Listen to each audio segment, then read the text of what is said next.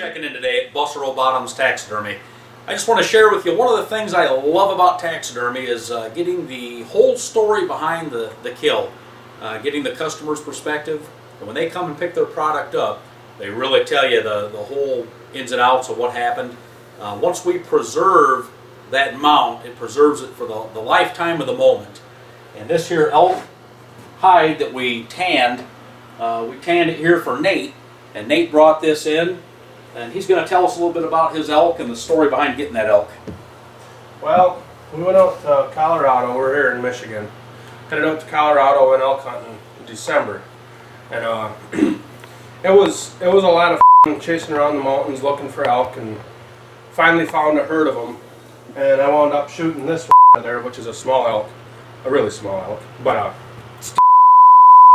this is the hide that I got, and we left the holes in it from shooting it. We got the entrance hole and the exit hole. First shot, we saw all these elk running across the road out in the mountains, and we chased them out. We went out the point on the bluff there, and these were running downhill down the mountain, about 450 yards below us and away. And I took my first shot after running out of the truck about 400 yards, easily 400 yards, and I don't run much anymore, so wasn't really breathing when I got there. But got there, put this elk in the scope, and I didn't know which was which from the entire herd actually.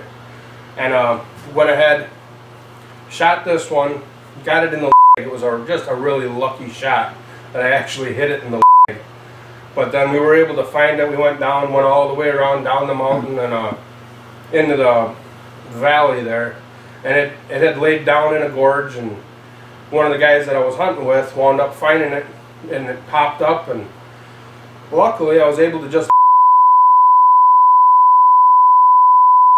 shooting for the lungs actually, but I hit it in the spine, and it worked just as well, and it dropped. So it's quite an exit wound you have here. That's one hell of a hole. A lot of fun. It was my first elk hunt, first time out to Colorado hunting, and I had a lot of fun. It was way different hunting than whitetail hunting. It was an entirely different experience as opposed to what I was used to over here, you know, hunting in Wisconsin and Michigan here. It was wide open hunting. There, you know, no trees. Well, there's trees, but you know, nothing like this. No big trees, but it was all wide open. I mean, the guys we were riding with, they're looking out the window in the truck, and you know, they're seeing elk 2-3 miles away, and I'm like, that looks like a dog to me.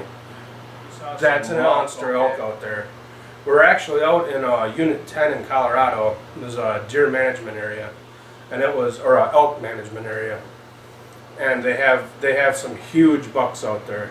It was really neat looking at all the elk that were out there, but apparently when it snows in the mountains, that drives the elk down into the areas that we could get to, that we were at. We could have walked up the mountains and hunted them. There again, that would have been a little more work than I would have been able to do.